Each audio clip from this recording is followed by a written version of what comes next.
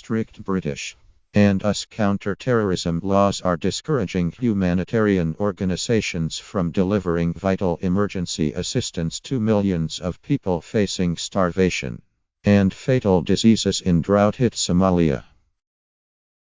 Senior humanitarian officials say the laws, which target any individual or organization found to have materially assisted a terrorist group, exert a chilling effect on vital assistance in areas of Somalia controlled by Islamic militants from Al-Shabaab, an Al-Qaeda affiliate. The worst drought, 40 years in the unstable East African country, threatens 6 million people with famine. Most of the worst hit around 2 million people live in areas run by Al-Shabaab. Humanitarian officials say it is almost impossible to guarantee no aid will reach the extremists if they work there, and fear this means they will fall foul of the laws, exposing them to potential prosecution. US and terrorism financing laws are a significant discouragement to operating in Al-Shabaab areas. At the very least, you could end up wasting a huge amount of time explaining yourself. At worst, if substantial amounts of aid were appropriated by Al-Shabaab as has happened to people in the past you could end up in court with your organization shut down, said the country director of one major international NGO working in Somalia. Moving any aid by land in Somalia involves paying taxes at roadblocks run by different armed groups, including Al-Shabaab.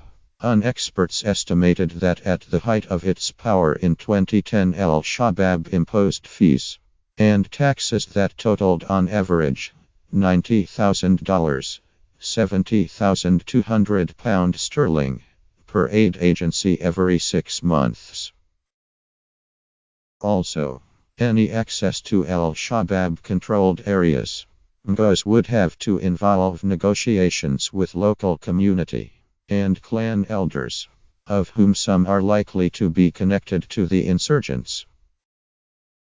Justin Brady, a senior humanitarian official responsible overseeing the distribution of hundreds of millions of dollars of international assistance in Somalia, said the primary reason NGOs avoiding areas run by Al-Shabaab remained the security threat posed by the Islamic militants. But, he said, the US and UK laws were poorly understood and a disincentive. Once you get past the security issues, that becomes a consideration, and you have to figure out how you can work there. It has a chilling effect. I'm sure in Washington or London it's clear what the laws meant, but here it is much more difficult, Brady said. Senior officials in Somalia recently sought clarification from the US and the UK about potential prosecution. Unofficial advice to NGOs is a blind eye is being turned to any humanitarian operations in Al-Shabaab controlled zones following legal changes to allow a humanitarian exception to the counter-terrorist laws. British officials last week said the NGO's anxiety is unfounded and pointed out that no one has been prosecuted by the US or the UK under the legislation. The bottom line is that there is an emergency, and the priority for everyone is getting aid to those who need it, wherever they are, said David Konkar, the British ambassador to Somalia, in an interview with The Guardian in Mogadishu last week. We know some organizations are successfully getting aid through to communities in dire need of help in Al-Shabaab controlled areas. Counter-terrorist legislation is not intended to stop and nor should it actually stop any aid groups from working in such areas as long as they have the necessary controls in place and they are not deliberately supporting terrorists. Despite the reassurances, Deep anxiety remains among aid planners, who say they need clear guidance from the US and UK. This would be politically difficult, as it could be seen as sanctioning negotiations with terrorist organizations. In 2011, during the last major famine, little aid made it into al-Shabaab-held areas. One expert report, published after the emergency, listed constraints on aid agencies related to counter-terrorism legislation as important factors contributing to the death toll of more than 250,000. The British government was set to write off aid worth £480,000 following a series of thefts between November 2011 and February 2012 by al-Shabaab from the offices and warehouses of partner organizations. In this new crisis, the Islamic militants have allowed women and children, and some men, to leave areas under their control to travel to government-held towns such as Baidoa, 250 northwest of Mogadishu where medical assistance, water and food is available.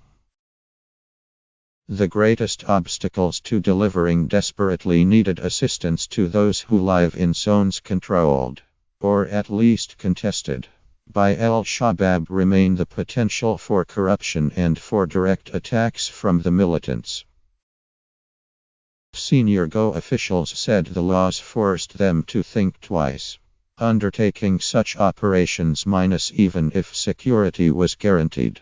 Any humanitarian activity is therefore under the radar, thus ruling out major interventions. Everyone wants to turn a blind eye, but that means you're not going to get to scale. We are not going to put down a large cholera treatment center which everyone can get to, for example, so we can't get quantity. And because we can't get technical experts in, we can't get quality either, Brady said. In September 2009, the Obama administration temporarily suspended shipments of US food aid to Somalia pending a policy review. Experts say humanitarian agencies have a right under the Geneva Conventions and international humanitarian law to negotiate with non-state parties to an armed conflict to access famine victims. The concerns about possible prosecution underline the difficulties of delivering aid in the middle of a civil war, where communities in desperate need are in zones controlled by a proscribed terrorist organization. The UN says it needs $4 for £3 for humanitarian assistance to more than 20 million people facing famine in Somalia, South Sudan, Nigeria, and Yemen in what officials have described as the biggest humanitarian emergency since the organization was founded in 1945. Each of the four countries is deep in a conflict involving an array of local and regional actors. In three of them, Islamic militants, including Al-Qaeda and Islamic State, play a role, making access to vulnerable communities extremely difficult.